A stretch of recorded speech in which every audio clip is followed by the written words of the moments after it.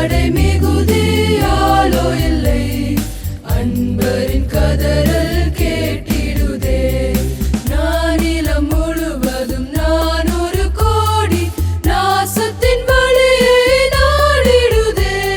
இயேசுவின் அன்பு என்னையும் நெருக்க எழும்பிடுவோம் நாம் வாலிபரே.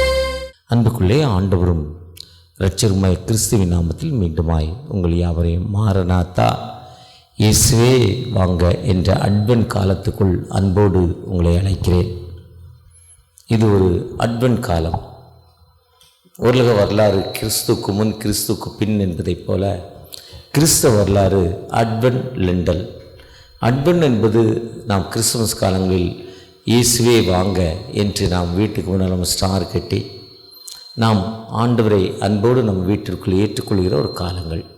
லெண்டன் என்பது இவகை பிசாசு ஜெபத்தினாலும் உபவாசத்தினாலும் கடந்து போகாத வார்த்தையின்படி நாம் ஜெபித்து ஆண்டவருடைய சன்னிதானத்தில் பாஸ்டிங் இருந்து உண்ணா நோன்பு இருந்து நம்மை புதுப்பித்துக் கொள்கிற காலங்கள் லெண்டு காலங்கள்.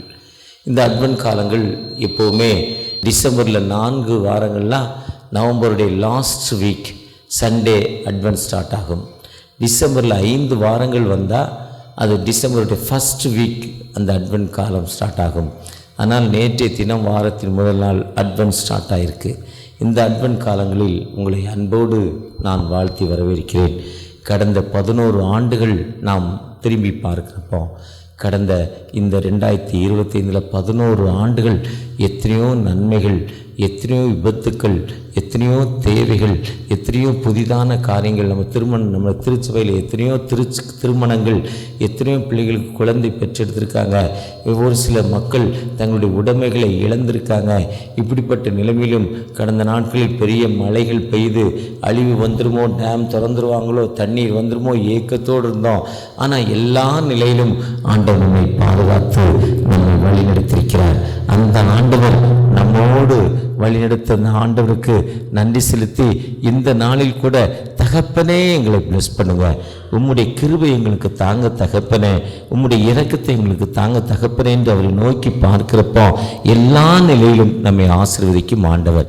விசேஷமாய் ஆண்டவருடைய சன்னிதானத்துக்குள்ளே வந்திருக்கிற நீங்களானோ ஆண்டவர் நம்மோடு பேச போகிற காரியங்கள் என்ன சொல்கிறார்? நீதிமொழிகள் 7ஆம் அதிகாரத்தில் சொல்ல, என் மகனே என் வார்த்தைகளை காத்து நட, வார்த்தைகளை காத்து என் கட்டளைகளை உன்னிடத்தில் பத்திரப்படுத்துங்கிறார். My son keep my words and lay up my commandments with you. அவருடைய கட்டளைகளை நாம் காத்து அதன்படி நடக்க ஆண்டவர் அழைக்கிறார். 2வது என்ன சொல்கிறாருன்னா 2வது வசனத்தில் என் கட்டளைகளையும் என் போதகத்தையும் உன் கண்மணியைப் போல் நீ பாதுகாத்து கொள்ளுங்கிறார். Keep my commandments and live and my law as the apple in thine eyes. உன் கண்மணியைப் போல எப்படி நீ கண்ணை பாதுகாத்திருக்கிறியோ, அந்த கண்ணுக்குள்ளே தூசி போகாமல் ஆண்டவர் எப்படி அந்த கண்மணிக்கு மேலே ஒரு இதழ்களை கொடுத்து அது எப்படி அழகாக மூடி மூடி மூடி திறக்குதோ, அதே மாதிரி என் கட்டளை நீ கவனமாக இரு, அதை விட்டு நீ விலகாதேங்கிறார். அதை விட்டு விலகாதேன்னு சொல்லி 3வது வசனத்தில் இவ்வாறு சொல்கிறாரு, நீ அதை உன் விரல்களில் கட்டிக்கொண்டு சொல்கிறார், நீ அவைகளை விரல்களில் கட்டிக்கொண்டு அவைகளை உன் இருதயம் என்னும் பலகையில் எழுதிக்கொள். Put them upon them fingers, write them upon the table of thine hearts. இருதயம்ங்கிற பலகைகள் 2 கொரிந்தியர் 3ஆம் அதிகாரம் 3ஆம் வசனத்தில் சொல்கிறார், இருதயம்ங்கிற பலகை. எப்படி திருச்சபைக்கு முன்னால் கல்வெட்டு வைக்கிறோமோ, இந்த இத்தனை வருஷத்தில் இந்த வரால திறக்கப்பட்டது இவங்க கொடுத்தாங்கன்னு வைக்கிறோமோ, இதே மாதிரி ஆண்டுடைய கட்டளையை இருதயம்ங்கிற ஒரு பலகையில் நீ எழுதிக்கொள். 2 கொரிந்தியர் 3ஆம் அதிகாரத்தில் சொல்கிறார், நீ விரல்களில் கட்டிக்கொண்டு. உபாகம் 6ஆம் அதிகாரத்தில் 7ஆம் வசனம் சொல்கிறார், நீ உட்கார்ந்துருக்கிறப்போ, எழுந்திருக்கிறப்போ, நடக்கிறப்போ இப்பிள்ளைகளை கருத்தாய் உன் பிள்ளைகளுக்கு இந்த கட்டளைகளை சொல்லி கொடுக்குறார். உபாகமும் 6:7. ஆனால் இதில் சொல்கிறாரு, இருதயம் என்கிற விரல்களில் கட்டிக்கொள். யாங்க இது விரலில் கட்டிக்கொள்னா, அந்த பாவ மன்னிப்பு நிச்சயத்தை பெற்ற இளைய குமாரனுக்கு மோதிரம் போட்டாங்க ஃபஸ்ட்டு. எதுக்குன்னா பாவ மன்னிப்பு நிச்சயம். என்ன நிச்சயம்னா, கடவுள் உன்னை மன்னித்து உன்னை ஏற்றுக்கொண்டார். ஆண்டவர் என் மேல் இருந்த அன்பு நிமித்தம் என்னை ஏற்றுக்கொண்டார். அதுக்கு அடையாளம் தான் மோதிரம். அதே மாதிரி பிஷப் ஆனோடனே பெரிய மோதிரம் போட்டிருப்பாங்க. எல்லா பிஷப்ஸும் ஒரு வைரக்கல்லில் ஒரு மோதிரம் போட்டிருப்பாங்க, வைர கலரில். எதுக்குன்னா ஆண்டவர் எங்களை ஏற்றுக்கொண்டார், நாங்கள் அன்புள்ள மக்களாக இருக்கிறோம். அதுக்கு தான் அந்த மோதிரம். நாங்கள் ஒருவர் மேல் ஒருவர் அன்புள்ள மக்களாக இருக்கிறோம். ஆண்டவர் எங்கள் மேல் அன்பு கூர்ந்து எங்களை ஏற்றுக்கொண்டு நாங்கள் ஒருவர் மேல் அன்பு, அதுக்கு தான் அந்த மோதிரம். நல்ல மேய்ப்பன் அந்த செங்கோல், நாங்கள் சரியான ஆட்சி செய்கிறோம், அதுக்கு தான் செங்கோல். பெரிய சிலுவை இருக்குன்னா பாடுகள் எப்போவுமே உண்டு, அதுக்கு தான் பெரிய சிலுவை. பிஷப்புக்கு பெரிய சிலுவை போடுவாங்க, மிஷனரிகளுக்கு சின்ன சிலுவை போடுவாங்க. மிஷன் நம்ம திருச்சியில் அநேக அபிஷேக ஆராதனை, மிஷன் அபிஷேக ஆராதனை நடந்திருக்கு, சின்ன சிலுவையை போடுவாங்க. பிஷப்புக்கு பெரிய சிலுவை போடுவாங்க. அப்போ நம்ம விரல்களில் கட்டிக்கொள்வது மோதிரம் எதுக்குன்னா, கட்டளைகள் எப்போயுமே ஆண்டவர் என்னை மன்னித்து எனக்கு விடுதலை கொடுத்தார் என்பதை நாம் உலகிற்கு சொல்லும் அடையாளமாக. அப்போ ஆண்டவருடைய கட்டளைகளை நாம் எப்படி கடைபிடிக்கிறோம்? ஜார்ஜ் வாஷிங்டன் அமெரிக்காவுடைய முதல் ஜனாதிபதி. அவர் எப்படி நீங்கள் ஜனாதிபதியா, நீங்கள் முதல் ஜனாதிபதியா? அமெரிக்காவை நீங்கள் எப்படி முதல் ஜனாதிபதியாதீங்க? அவர் பேரில் தான் வாஷிங்டனுங்கிற ஒரு ஊர், அவர் பேரில் தான் அந்த பெரிய பங்களா, அவர் பேரில் தான் ஒரு டிஸ்ட்ரிக்ட் பேர் வாஷிங்டன். அப்படி அந்த அளவுக்கு செய்ய உங்களுக்கு எப்படி வந்துச்சுங்கிறப்போ, அந்த அவர் காலையில் எப்போவுமே 4 to 5 மணி ஒரு லைட் எடுத்துகிட்டு ஒரு ரூம்குள்ளே உட்காந்து கடவுளை நோக்கி ஜெபிக்க ஆரம்பித்தாராம். அதுதான் சொல்கிறாரு மத்தேயு 6:33 முதலாவது தேவனுடைய ராஜ்யத்தையும் நீதியும் தேடுங்கள், அப்பொழுது இவைகளெல்லாம் உங்களுக்கு, நீ என்ன செய்தாலும் இடைவிடாமல் ஜெபம் பண்ணு, கண்டினியூ டு த ப்ரேயர். எப்பொழுதுமே நீங்கள் ஜெபிக்கிற மக்களாய் காணப்படுங்க. ஆண்டவரை நோக்கி நம்முடைய வேதனை துன்பங்கள் மத்தியில் எப்போவுமே நம்ம ஜெபித்து கொண்டிருக்கப்போ அந்த ஆண்டவர் நமக்கு வாழ்வு கொடுப்பார். அதுதான் இஸ்ரவேல் கேள், உன் தேவனாய கர்த்தர் ஒருவரே. நம்ம அவற்றை மட்டும் அன்பு கூற வேண்டும். நமக்கு தேவையானவற்றை நம்முடைய கணவற்றையோ நம்முடைய மனைவிட்டையோ நம்முடைய சகோதரத்தையோ நம்மோடு பணி செய்யும் மக்கள்கிட்டையோ இல்லை நம்முடைய எஜமானிட்டையோ நண்பர்கிட்டையோ கேட்பதை ஃபஸ்ட்டு கேட்கறதை விட ஆண்டவர்கிட்ட அந்த அப்ளிகேஷனை கொடுத்து அந்த அப்ளிகேஷன் ஆண்டவர்கிட்ட ஓகே பண்ண பிறகு நீங்கள் உலக பிரகாரமாக அந்த அப்ளிகேஷனை வெளியே கொடுக்குறப்போ நம்முடைய தேவைகளை அப்ளிகேஷன் என்பது நம்முடைய விண்ணப்பம், நம்முடைய ஜெபம், நம்முடைய தேவைகளை கடவுள்கிட்ட ரெண்டாவது நீங்கள் ஆண்டவர்கிட்ட சொல்கிறப்போ அந்த ஆண்டவர் நம்மளை பிளஸ் பண்ணி நம்மளை பாதுகாக்கும் ஆண்டவர். உன் தேவனாய கர்த்தர் முழு இருதயத்தோடும் முழு ஆத்மாவோட அவரை ஜார்ஜ் வாஷிங்டன் அப்படி ஜெபித்ததால் தான் அவர் முன்னேற்றமான பாறை. செகண்ட் வேர்ல்டு வார் அமெரிக்காவுடைய நேச நாடுகளும் ஜப்பான் ஜெர்மனுடைய நேச நாடுகள் இந்த நாடுகளும் ஒன்றாக சேர்ந்து போரிடுறப்போ அமெரிக்கா மண் காட்டுங்கிற ஒரு பெரிய சோதனையை பண்ணாங்க. ஜப்பான் ஹிட்லர், ஜப்பானுடைய அதாவது ஜெர்மனுடைய அதிபர் ஹிட்லர், அவன் இஸ்ரேல் மக்களுக்கு யூத மக்களுக்கும் விரோதி. லட்சக்கணக்கான மக்களை யூத மக்களை எரித்து கொன்றவர். நாங்கள் ஜெர்மன் தேசத்துக்கு போயிருக்கப்போ அந்த ஹிட்லர் என்ன பண்ணுறாருன்றது அவங்க அந்த ஒரு ஆடிட்டோரியம் வச்சுருக்காங்க. அந்த ஆடிட்டோரியத்துக்குள்ளே ஜூவில் போய் பார்த்தா இதே மாதிரி ஹாலில் ஒரு 300 பேர் 500 600 பேர் வரலாம். இதில் 6000 பேர் அனுப்பிட்டு கதவெல்லாம் மூடிட்டு ஆக்சிஜனுக்கு பதிலாக கார்பன் டை ஆக்சைடை உள்ளே விட்டுருவார். அப்படியே செத்து போவாங்க. நம்மளை மாதிரி பகுதிக்கு 10 நாட்கள் 15 நாட்கள் ரேஷன் பொருட்கள் அனுப்பாமல் என்றைக்கோ ஒரு நாள் ஒரு லாரி இதில் ஏறுங்க, இல்லை இந்த ட்ரெயினில் ஏறுங்க, உங்களுக்கு உணவு கொடுப்பாங்கன்னா எல்லா மக்களும் அதில் ஏறுவாங்க, காட்டுக்குள்ளே கொண்டு விட்டுருவான். அந்தளவுக்கு யூத மக்களை துன்பப்படுத்தினார். அது மட்டுமல்ல, உலக மேப்பில் இந்த இஸ்ரேலுங்கிற ஒரு நாடே இல்லாமல் ஆக்கிடுவேன். அது கடுகளவு தான். உலக மேப்பில் பார்த்திங்கன்னா ஒரு கடுகளவு தான் இஸ்ரேல் இருக்கும், அந்த நாடே இல்லாமல் ஆக்கிடுவேன்னு ஹிட்லர் சொன்னார். அவர் தான் முதலாவது அணுகுண்டு சோதனையை அவர் நிறைவேற்றினார். அதாவது அதுக்கு பேர் ஹெவி வாட்டர் அணுகுண்டுன்னு பேர். ஆனால் அவருடைய சோதனை ஜெயிச்சிருந்தா இந்த உலகத்தையே அழிச்சிருப்பான், ஒன்றும் இல்லாமல் ஆக்கியிருப்பான். ஆனால் அந்த சோதனை அவனுக்கு ஃபெயிலியர் ஆயிடுச்சு. அது அமெரிக்காவுடைய முதல் ஜனாதிபதி ஜார்ஜ் வாஷிங்டனுடைய தேடல் ஜெயித்ததால் அந்த முதலாவது அந்த இன்றைக்கி உலக அளவில் அந்த நாடு முன்னேற்றமான பாதையில் இருக்குது. அதேமாரி அதுக்கு முன்னால் இங்கிலாந்து முன்னேற்றமான பாதையில் இருந்ததால் விக்டோரியா மகாராணி அதுக்கு காரணம் என்ன சொல்கிறாங்கன்னா, இதுக்கு முதலாவது தேவனுடைய ராஜ்யத்தின் நீதியும் தேடுங்கள். ஆண்டவரை தேடினாங்க, ஆண்டவரை மதித்தாங்க. அதனால் 1700 1900 வரை உலக அளவில் அந்த பெரிய நாடு இங்கிலாந்து, உலக அளவில் ஒரு வல்லரசு இங்கிலாண்டாக இருந்ததுக்கு ஆண்டவரை தேடினாங்க. நாமும் நம்முடைய வாழ்க்கையில் ஆண்டவரை முதலாவது தேடுறப்போ ஆண்டவர் எல்லா நிலையிலும் உயர்த்தும் ஆண்டவர். நம்முடைய தேவைகளை முதலாவது, அதுதான் இடைவிடாமல் ஜெபம் பண்ணுங்கள். Continue to the prayer. இந்த மாதம் அட்வென்ட், இயேசுவின் வருகையின் மாதம், ஆவியானுடைய வருகையின் மாதம். அந்த வருகையின் மாதத்தில் எத்தனையோ தேவைகள் உண்டு ஒவ்வொருவருக்கும். கேரல் ரவுண்டு, ஒரு வீட்டுக்கு 3-4 கேரல் ரவுண்டு உண்டு. ஒரு மறக்க முடியாத ஒரு கேரல் ரவுண்டு. ஒரு பழைய அதிரச பாட்டி இருந்தாங்க. ஒரு ஏழை வீட்டில் இருப்பாங்க, அதிரசம் போட்டு வைப்பாங்க. கடைசி காலங்கள் அவளால் முடியல. கேரள ரவுண்டுக்கு போயிருக்கப்போ ஏதோ எங்களுக்கு அதிரசம் முறுக்கெல்லாம் கொடுத்தாங்க. காணிக்க கொடுக்கணும், தடுமாறுறாங்க. வீட்டுக்குள்ளே போய் ரொம்ப கஷ்டப்பட்டு தேடி ஒரு கிழிஞ்ச 5 ரூபா நோட்டு தான் அவங்ககிட்ட இருந்துச்சு. அதுதான் அவங்ககிட்ட இருந்துச்சு. அதேமாதிரி எத்தனையோ மக்கள் கண்ணீரான வாழ்வில் இருக்கிற நீங்கள் நானும் கவலைப்படாதே, திகையாதே, நான் உன் தேவன், நான் உன்னோடு இருக்கிறேன். உங்கள் இதயம் கலங்காதிருப்பதாக, என்னிடத்தில் விசுவாசமாயிருங்கள், உங்கள் துக்கம் சந்தோஷமாய் மாறும். பயப்படாதே, நான் உன்னோடு இருக்கிறேன். நீ தண்ணீர்களை கடக்கிறப்போ, ஆறுகளை கடக்கிறப்போ நான் உன்னோடு இருக்கிறேன்னு சொல்லுகிற உயிருள்ள ஆண்டவர் இந்த மாதத்தில் நாம் ஆண்டவரை தேடுறப்போம். அவர் நம்மை உயர்த்தும் ஆண்டவர்.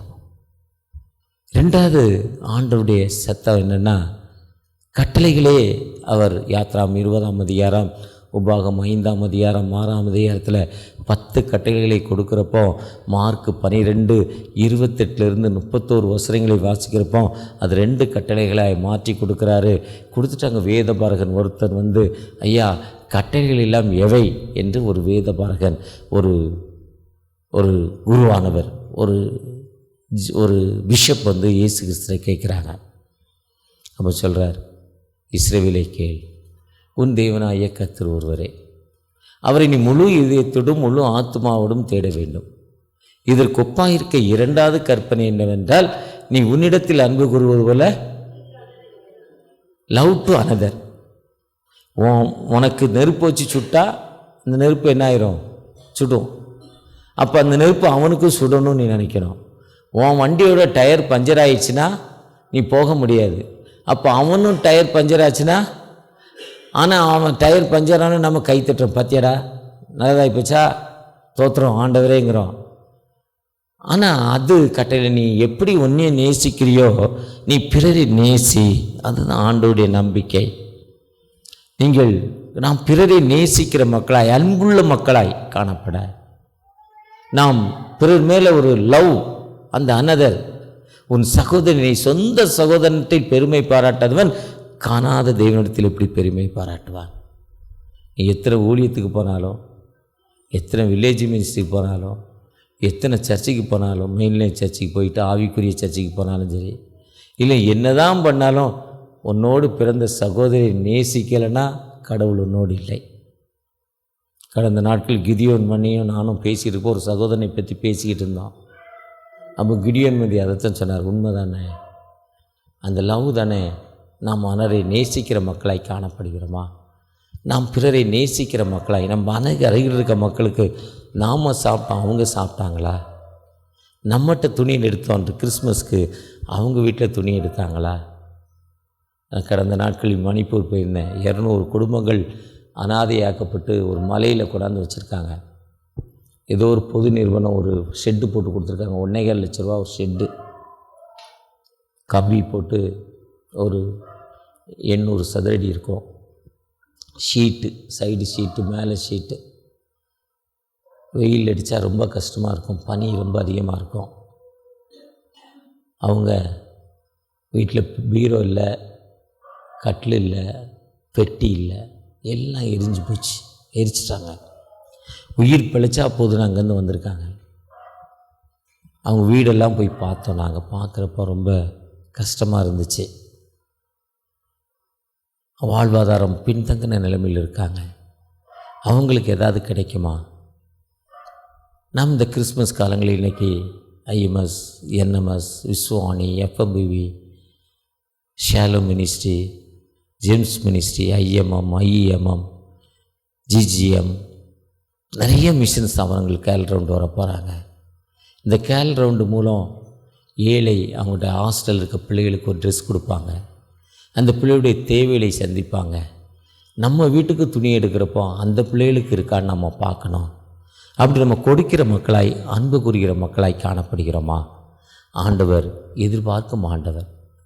அதுதான் இந்த ஆண்டவர். இயேசுவே வாங்க, நாங்கள் உங்களை விசுவாசிக்கிறோன்னு வந்திருக்கிற நீங்களானோ பிறரிடத்தில் அன்பு கூறுகிற மக்களாய் காணப்படுகிறோமா?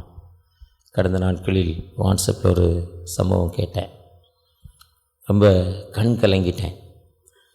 ஒரு முகமதிய நாடு, அந்த நாட்டில் ஒரு ஒரு ஒரு எப்போவுமே ஒன்று நடக்குமா. 2007 ஈரானில் நடந்த சம்பவம் என்று அந்த சகோதரி வாட்ஸ்அப்பில் சொல்கிறாங்க. 2007 ஈரானில் 2 தம்பிமார், வாலிப தம்பிமார், 19 வயது 18 வயது, ஃபுட்பால் மேட்ச் விளையாடுறாங்க. ஃபுட்பால் விளையாடுறவனுக்கு மாட்டுக்கறி தான், பீஃப் தான் கொடுப்பாங்க. மட்டனோ சிக்கனோ கொடுக்க மாட்டாங்க. ஏன்னா அது கோபம் வரும், முரட்டுத்தனமாக வேலை செய்யும். பீஃப் சாப்பிட்டா முரட்டுத்தனமாக வேலை செய்வாங்க, ரொம்ப கோபம், ரொம்ப ஸ்பீடாக இருப்பாங்க. அதுக்கு தான் அந்த பிளேயர்ஸுக்கு பீஃப் கொடுப்பாங்க. அப்படி 2 பேரும் விளையாடுறப்போ 2 பேருக்கும் சண்டை வந்துருச்சு. சண்டை வந்தோடனே கம்பெடுத்து அடிச்சிக்கலாம், கையில் அடிச்சிக்கலாம். அதில் ஒரு தம்பி என்ன பண்ணுறான், வீட்டுக்குள்ளே குடுன்னு ஓடுறான், கத்தி எடுத்துகிட்டு வரான்னு ஒருத்தனை குத்திட்டான். அந்த சம்பவ இடத்திலே ஒரு தம்பி இறந்து போனான். அந்த ஜட்ஜு, அந்த நாட்டுடைய நீதிமன்றம் என்ன சொல்லுதுன்னா, தப்பு செய்தவனுக்கு அங்கனே தண்டனை, கோர்ட்லேயே தண்டனை. கொலை பண்ணிட்டேன்னா அதுக்கு பதில் உயிர் அவனை எடுத்துருவாங்க. அந்த உயிரை எப்படி எடுப்பாங்கன்னா, யார் பாதிக்கப்பட்டாங்களோ அவங்க தான் அவனை கொலை பண்ணணும். ஒருவேளை நம்ம ஊரில் ஜட்ஜ்மெண்ட் தூக்கு தண்டனை என்பது கீழ் கோர்ட், மேல் court, sessions court, high court, supreme court, அதுக்கப்புறம் ஜனாதிபதியுடைய கருணை மனு. இது ஒரு 3 வருஷம் 4 வருஷம் போகும். அவருக்கு கன்ஃபார்ம் பண்ண பிறகு கீழ் கோர்ட்டில், முதல் கோர்ட்டில் தூக்கு தண்டனைன்னு கன்ஃபார்ம் பண்ண பிறகு மேல் கோர்ட்டுக்கு போவார் அப்பீலுக்கு, அப்புறம் ஹைகோர்ட்டுக்கு போவார், அப்புறம் சுப்ரீம் கோர்ட்டுக்கு போவார். எப்படி மோசையை கூப்பிட்டு நியாயம் தீர்க்க, மோசை காலையிலேருந்து ராத்திரி வரையும் இருக்கிறப்ப அவங்க மாமனார் கூப்பிட்டு சொல்லுவார், இப்படி இருக்காத, டயர்டாகிடுவேன், கீழே ஒரு குறிப்பிட்ட மக்கள் வரையும் ஒருத்தட்ட கொடு, அதுக்கப்புறம் ஃபைனல் ஸ்டேஜ் முடியாத கேஸை ஒன்றை கொண்டு வா அப்படி சொன்னார். அதுதான் நம்முடைய அரசாங்கத்துடைய சட்டம், வேதத்தில் உள்ள சட்டம் அது. ஆனால் ஈரானில் அப்படி இல்லை. அந்த நாட்டில் அங்கனே தண்டனை. ஒரு ஜட்ஜி சொல்லிட்டானா தண்டனை. யார் கொலை பண்ணானோ அவனை கொலை பண்ணிடணும், யார் பாதிக்கப்பட்டாங்களோ அவனை சாகடிச்சிடணும். அந்த குத்துறவனுக்கு தூக்கு தண்டனை கொடுத்துட்டாங்க. கோர்ட்லேயே தூக்கு நிறைவேற்ற போகிறாங்க. தூக்கு கயிறு கழுத்தில் மாட்டியாச்சு, முகத்தை கருப்பு துணி வச்சு மூடியாச்சு, ஸ்டூலுக்கு மேலே நிற்க வச்சாச்சு. எந்த மனிதன், எந்த பையன் செத்து போனானோ அவங்க அம்மா அப்பா கூப்பிட்டு அந்த அம்மா அழுதுகிட்டே இருக்குது. மகன் இறந்த நாள்லேருந்து ஒரே மகன், சில நாட்களுக்கு முன், சில மாதங்களுக்கு முன் மூத்த மகன் ஒரு விபத்தில் இறந்துட்டான். இது 2வது மகன், வேறு மகள் கிடையாது, மகன் கிடையாது. இந்த பையனும் செத்துப்போனான், வயதான காலம், எங்களுக்கு வாரிசே இல்லாமல் ஆக்கிட்டேடான்னு அது அழுது துடித்து கொண்டிருக்கு. அவங்களுடைய ஹஸ்பண்ட் ஒய்ஃப் 2 பேரும் அழுது கொண்டே கோர்ட்டில் இருக்காங்க.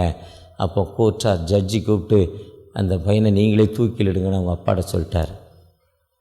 இறந்து போன பையனுடைய அப்பா தன் மனைவியை அழைத்து, நீ தான் ரொம்ப அழுகிற, அதனால் அந்த பையனை நீ தூக்கிலிட்டு நீ அந்த ஸ்டூலில் போய் அடி தள்ளு, ஸ்டூலை தள்ள செத்து போவான், உன் அப்படியாவது உன் ஆத்மா சாந்தி அடையட்டும், நீ அழுகையை நிப்பாட்டுவாய், அமைதி பெறுவாய் என்று சொல்கிறார்.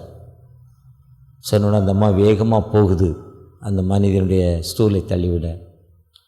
போன ஸ்பீடில் கன்னத்தில் 2 அரையுது. அரைஞ்சிட்டு அப்படி முகத்தில் இருக்க துணியை எடுத்துகிட்டு தூக்கு கயிறை தூக்கி எரிஞ்சிட்டு நீ இறங்கி போயிடுங்குது. அந்த கோர்ட்டே மாயான அமைதியாய் பார்க்குது. அப்புறம் அந்த அம்மா சொல்லுது, எனக்கு இருக்கிற ஒரு பிள்ளை இறந்து போச்சு, நான் அழுது கொண்டிருக்கிறேன், என் மன அமைதி பெறவில்லை, இந்த பிள்ளையும் இறந்து விட்டால் அந்த தாயுடைய மனம் எப்படி இருக்கும், அதனால் நான் அவனை மன்னித்து விட்டேன் என்று அந்த சகோதரி சொன்னான். இதுதான் லவ் டு அனதர். இதுதான் ஆண்டவர் உலகத்தில் கொடுக்கப்பட்ட கட்டளை. இதுதான் வேதாமத்துடைய முக்கியமான கட்டளை. வேதத்துடைய முக்கியமான கட்டளை நான் நீ உன்னிடத்தில் அன்பு கூறுவது போல, இதுதான் வேதத்துடைய முக்கிய கட்டளை. இதுதான் வேஷம் எப்படிலாம் அதெல்லாம் ஒன்றும் கொண்டு போகாது. நாம் அன்பு கொள்கிற மக்களாய் காணப்படுகிறோமா? அந்த அன்பு என்பது அந்த அன்பு அதுதான் ஆண்டவர் இன்னைக்கு காலையில் எழுந்தோன்னே வாச 1 கொரிந்தியர் 10ஆம் அதிகாரம் 1 வசனங்களை வாசிக்கிறப்போ எல்லாரும் போனாங்க, எல்லாரும் ஞானஸ்தானம் வாங்கினாங்க, எல்லாரும் சாப்பிட்டாங்க, எல்லாரும் மோசைக்குள்ளாக அந்த கண்மலைக்குள்ளே போனாங்க. எல்லாரும் போய்கிட்டு இருக்கான். நீங்கள் 1 கொரிந்தியர் 10ஆம் அதிகாரம் 1-13 வசனங்களை வாசிங்க. காலையிலே நான் ஆண்டவர் இப்படி வாக்குத்தத்தத்தை எனக்கு கொடுக்குறாரு. 1ஆம் தேதி அதுமானு ரொம்ப கஷ்டம். எல்லாரும் போனான். ஆனால் அநேகர் அதில் இச்சித்தான் செத்து போனான். எவெல்லாம் ஆசைப்பட்டானோ அவன் செத்து போனான். எவெல்லாம் கிறிஸ்துவ திட்டானோ அவனெல்லாம் பாம்பு கடிச்சு செத்து போச்சு. எனக்கு 1ஆம் தேதி காலையில் நான் வாசித்த பொழுது ரொம்ப ஷாக்கு. ஆண்டவருக்கு விரோதமாக யாரெல்லாம் பேசினானோ, என்னாகும் 12ஆம் அதிகாரத்தில் மோசைக்கு விரோதமாக போன மீரான் ஆரோன் அவனுடைய மீரானுடைய கைகளில் குஷ்டம் வந்துடுது. என்னாகும் 21 பாம்பு கடிச்சு செத்து போகிறான். 16ஆம் அதிகாரத்தில் ஒருத்தன் தில் உளுந்து செத்து போகிறான். பள்ளம் துறக்கிறதுல விழுந்துட்டான். ஆனால் அநேகர் அழிக்கப்பட்டார்கள். விசுவாசித்தார்களோ அப்படி கண்மலைக்குள் போனாங்க. அவருடைய தோட்டத்தை அவருடைய கூடாரத்துக்குள் என்று பண்ணாங்க. நீ உண்மையுள்ளவனாயிரு.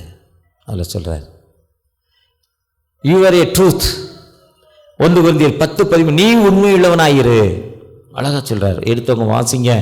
1 கொரிந்தியர் 10:13 ஆண்டவற்ற உண்மையுள்ள மக்களாய். அதுதான் பிலிப்பியர் 4ஆம் அதிகாரம் 8ஆம் வசனத்தில் கடைசியாக சகோதரே உண்மையுள்ளவைகளோ ஒழுக்கமுள்ளவைகள்னு சொல்கிறாரு. அதுதான் என்னாகும் 12ஆம் அதிகாரத்தில் மோசே எனக்கு முன்பாக உண்மையுள்ளவனாய் இருந்தான் என்று சொல்லுகிறார். அதுதான் நெகேமியா 9 அவன் மனம் உண்மையுள்ளதென்று, ஆபிரகாமுடைய மனம் உண்மையுள்ளதென்று ஆண்டவர் அவனை அழைக்கிறார் என்று சொல்லுகிறார். தானியேல் சொல்றாரு. தானியேல் 6ஆம் அதிகாரம் 22ஆம் வசனத்தில் ஐ எம் இன்னோசன்ட், நான் குற்றமற்றவன். வாசிங்க. மனுஷருக்கு நேருகிற சோதனை அல்லாமல் வேறே சோதனை நமக்கு நேரிடவில்லை. எனக்கு சுகர் வியாதி வருதுன்னா அது சாதாரண வர சோதனை, ப்ரெஷர் வருதுன்னா சாதாரண வர்ற சோதனை, ஆக்சிடென்ட் நடக்குன்னா சாதாரண வருகிற சோதனை, எந்த விபத்து நடந்தாலும் சாதாரணமாக நடக்கிற ஒரு சோதனை தான். ஆனால் ஆண்டவர் எப்படி இருக்காரு? உண்மையுள்ளவராக இருக்கிறார். Lord is truth. அதுதான் என்னாங்க 12 மோசே என் சன்னிதானத்தில் எங்கே உண்மையுள்ளவன்.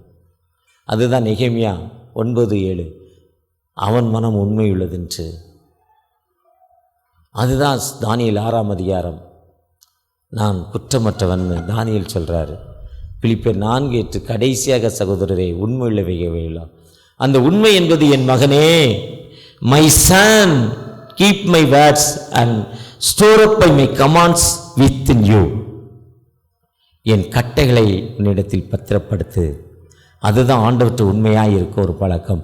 நீங்கள் நானும் ஆண்டவற்றை எப்படிப்பட்ட மக்களாக இருக்கிறோம். அந்த நினைவுகளோடு தகப்பனே இந்த இடத்துல எங்களை ஆசீர்வதிங்கன்னு கேட்குறப்போ, ஆண்டவற்றை உண்மையாக இருக்கிறப்போ, இந்த கடந்த மாதத்தில் திடீர்னு ஒரு கேபிள் ஃபயர் ஆயிடுச்சு. 4 அடி தூரத்துக்கு இங்கேருந்து சந்திரா இருக்க தூரத்துக்கு நெருப்பு வருது, வெட்டிக்குது. நாங்களும் அந்த தீ அணைப்பானை வைத்து அணைத்து பார்க்குறோம், அணைக்க முடியல. 12 சிலிண்டர் எடுத்து அடிச்சிட்டோம், நிற்கலை. உள்ள கேஸ் இருக்குது, நிறைய பேர் இருக்காங்க.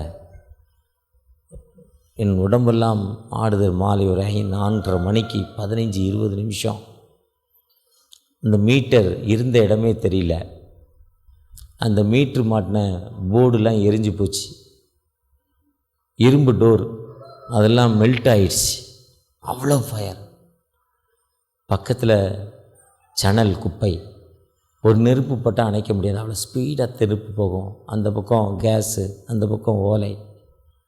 ஆனால் அந்த ஒரு குறிப்பிட்ட தூரத்தை விட்டு அந்த நெருப்பு வரல, அந்த இடத்துல இருக்குது. அடுத்து 2 அடியில் சமையல் பண்ணுற இடம்.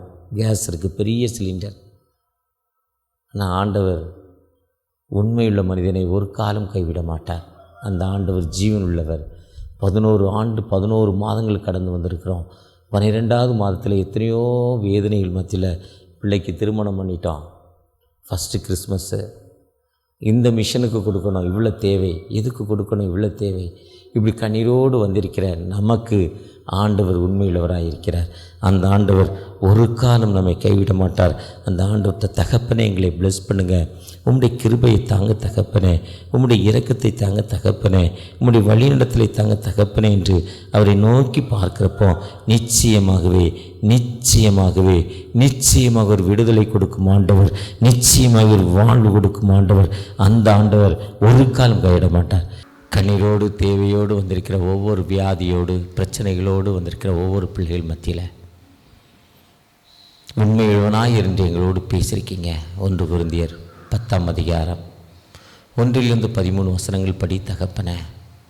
நீதிமொழிகள் 7 1 - 3 மை சன், என் மகனே என் மகளே என்று எங்களை பேசியிருக்கீங்க. நன்றிப்பா. எங்களை பிளஸ் பண்ணுங்கள், ஆசீர்வதிங்க. உங்களுடைய பிரச்சனை எங்களுக்கு இருக்கட்டும், வழிநடத்துங்க. கடந்த 11 மாதங்களையும் கரம் பிடித்து நடத்தி நான் உன்னை ஏந்துவேன், உன்னை சுமப்பேன், பாதுகாப்பேன் வார்த்தை வாழ்க்கையில் கொடுத்து எத்தனையோ பலவீன மத்தியிலும் கூட பயப்படாதே, நான் உனக்கு துணை நிற்பேன், என் நீதியின் வரத்துனால் உன்னை தாங்குவேன் என்ற வார்த்தையின்படி எத்தனையோ பேருடைய கண்ணீரை ஆண்டு துடைத்திருக்கிறார். எத்தனுடைய இருதய வேதனை ஆண்டு மாற்றியிருக்கிறார். ஆண்டு நன்றி உள்ளவராயிருக்கிறார், தேடி வருகிறார். நாம் தான் நன்றி இல்லாத மக்களாய் வாழ்ந்து கொண்டு இருக்கிறோம். மாய்மாலான மக்களாய், ஏமாற்றக்கூடிய மக்களை வாழ்ந்துக்கிட்டு இருக்கோம். ஒரு வாழ்க்கை தேவனுக்கு பிரியமான வாழ்க்கை, தேவனுக்கு சாட்சியுள்ள வாழ்க்கை கடவுள் பெரிய கிருபை தரப்போகிறார். அவருடைய பாதத்தில் காத்திருப்பது சாதாரண காரியம் இல்லை. மோசே எத்தனையோ நாட்கள் 40 80 நாட்கள் காத்திருந்தான். புசியாமலும் குடியாமலும் ஒரு சிநேகிதனும் பேசுவதில் கர்த்தர் முகமுமாய் மோசையோடு பேசுவது மாத்திரமல்ல, அவனோட முகமே பிரகாசமாக இருந்தது. தேவ சமூகத்தை காத்திருக்கும் போது அது கிருபையால் தர வேண்டாம். இந்த காலை வேலைக்கா சமூகத்தில் நன்றி ராஜா. அதிகாலையில் தீரும் கண்டடிவான்ற வார்த்தையின்படி தேடி வந்திருக்க பிள்ளைகளை நான் விசேஷித்த கரங்கொண்டு ஆகாரின் கண்ணீரை கண்ட கர்த்தர், ஆகாரே நீ எங்கே இருக்கிறாய் என்று தேடி அழைத்த தெய்வம் பிள்ளைகளை அழைக்கிற கிருபைகளுக்கு நன்றி ராஜா. காத்து கொள்ளுங்க, வழிநடத்துங்க.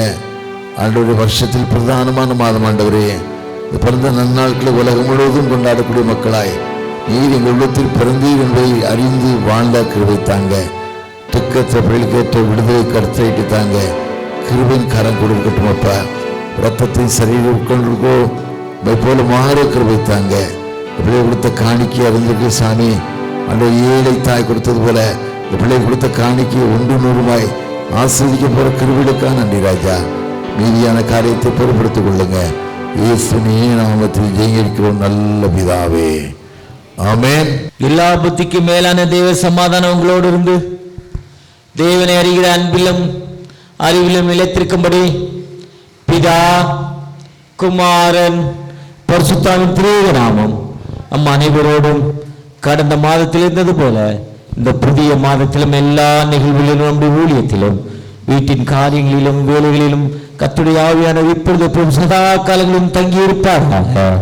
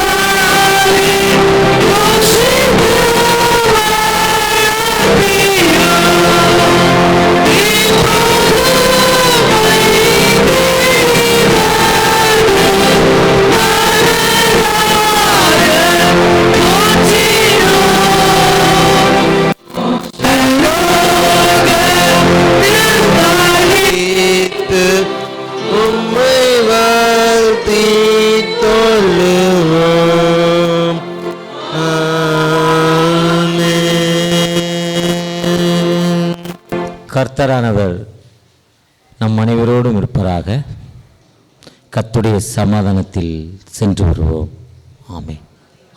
அறுவடை மிகுதியாலோ இல்லை, அன்பரின் கதறல் கேட்டு